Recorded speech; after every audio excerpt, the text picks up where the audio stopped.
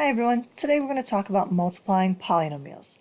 So we're going to start with a basic process that we've already used before and just using that distributive property. But before we do that, we're going to be looking at one small detail that we haven't seen before, and that's multiplying variables that have exponents. So when we multiply terms with exponents, we have to make sure that we add the exponents together. And remember from our conversation in class the other day, if we have a variable with no exponent listed, it's automatically a 1. All right, so I'm going to take this 3x cubed and I'm going to distribute it to the negative 2x squared. So I'm going to multiply the coefficients. 3 times negative 2 will give me negative 6, and I'm going to add the exponents. 3 plus 2 is 5. Then I'm going to distribute that 3x to the 5x. So I'm going to multiply the coefficients. 3 times 5 is 15. X cubed times x is going to give me x to the 4th power, because 3 plus 1 is 4. And then I'm going to distribute to that negative 7. So multiply the coefficients. 3 times negative 7 will give me negative 21. And then that x to the 3rd, well, there's no other exponents to combine it with, so it just stays x to the 3rd. So here's our negative 6x to the 5th. That 3 plus 2 gave me 5. Positive 15x to the 4th. That 3 plus 1 gave me the 4. And then the negative 21x cubed. All right, so now let's take a look at what happens when we multiply two binomials. Remember, binomials are is an expression with two terms. So I have x plus 3 is a binomial, and then x plus 6 is a binomial. What I'm going to do is go through and show you 3 different methods. Your task is to pick one method that you really, really like and stick with it. Okay? The modeling method is one that people usually don't want to draw out all the time, but it's just a good one to have that visual for. And then the rest just kind of follow suit with the mathematics, and you pick the version that you like the best. All right, so modeling. First thing I want you to do is I want you to just draw a little kind of table type thing like this.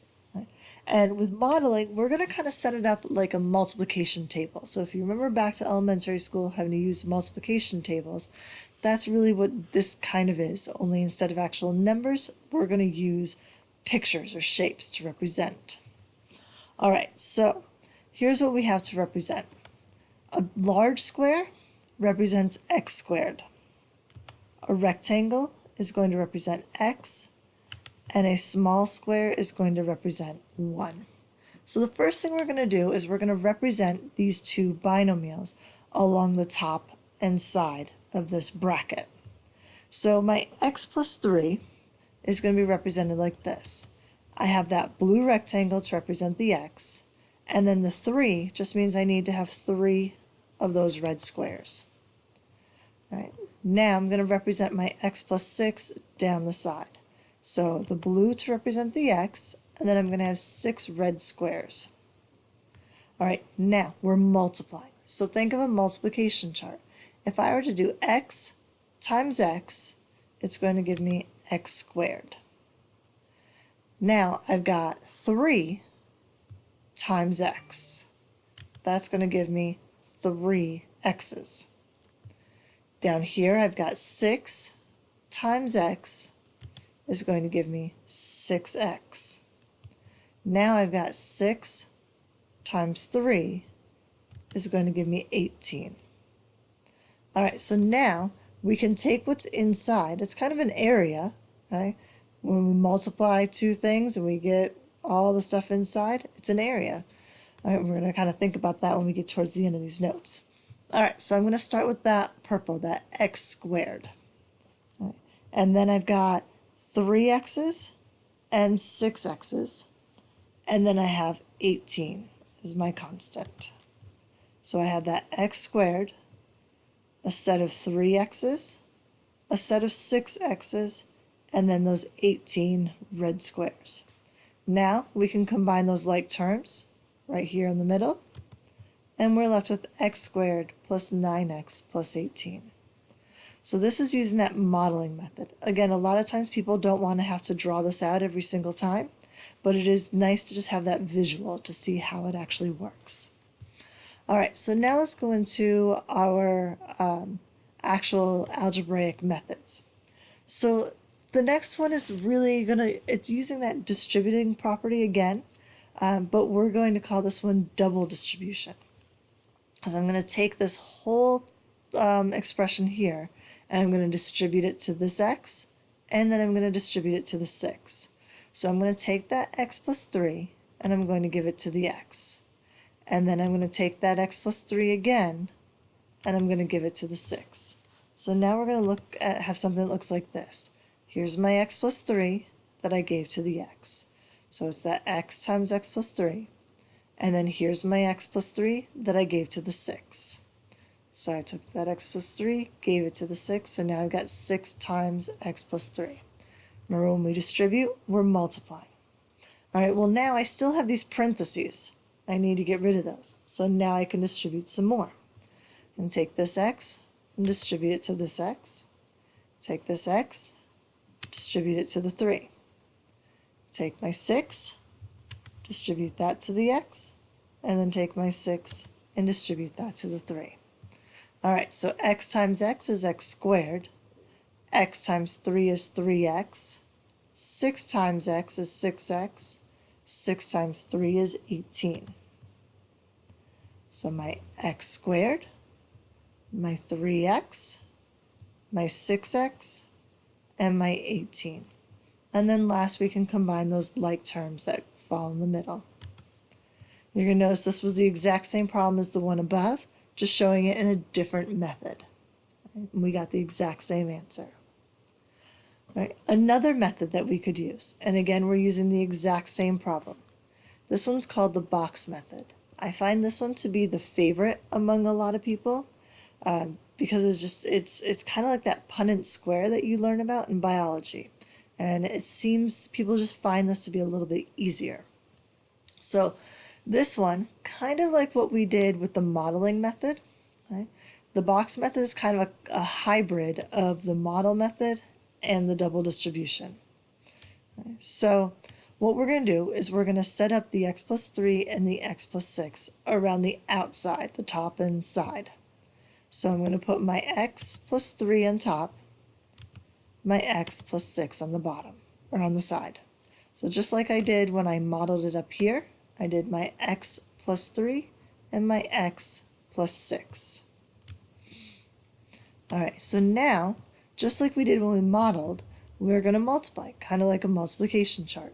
X times x is x squared. 3 times x is going to give me 3x. X times 6 will give me 6x. 3 times 6 will give me 18. So just like when we modeled, we end up with the exact same values inside, only now we're going to just use numbers and variables.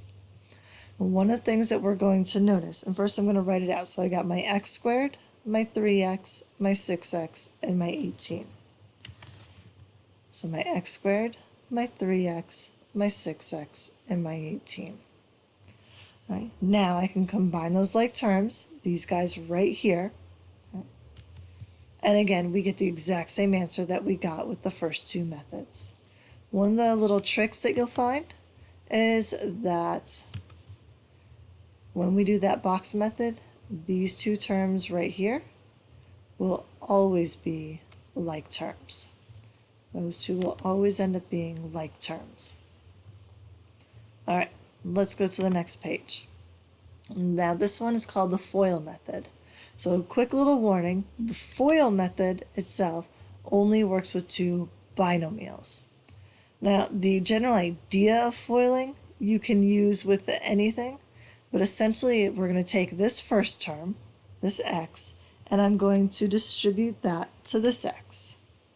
Those are my two first terms. The first term in the first binomial times the first term in the second binomial. Now we're going to do, so that was my first, right? The x times x gives us x squared. Now we're going to do the outer terms, so the outside terms, the x and the 6. So those are my outer terms. So I can do x times 6, which gives me 6x. Now my inner terms. So those are the ones that are kind of on the inside. So that's my 3 and my x. So that's my inner terms, which gives me 3x. And then last, whoops, didn't mean to pop that up. The last was the last term in both binomials, which was 3 times 6 is 18. Once again, we take those 4 terms that we got, put them all together, and then combine those 2 middle terms. So with all 4 methods, you're going to notice we got to the exact same answer. The FOIL method and the double distribution method are similar in the sense that they're both using the distributive property. The modeling method and the box method are very similar as well in terms of how they work. So the model method just uses pictures, where the box method uses the actual numbers and variables. So your job as we work through these is to pick one of those methods that you like and just keep practicing that one method. It does not matter which one method you use, because like you saw in all of these examples, they all came out as the exact same answer.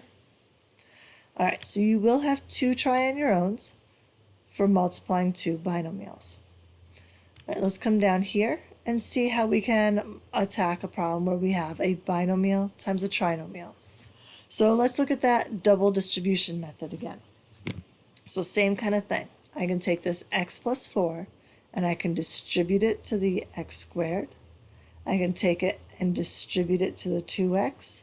And I can take it and distribute it to that negative 6. So I'm looking something like this. I gave my x4 to the x squared, I gave my x plus 4 to the 2x, and I gave my x plus 4 to that negative 6. Now to finish this out, I'm going to distribute each of these red terms across.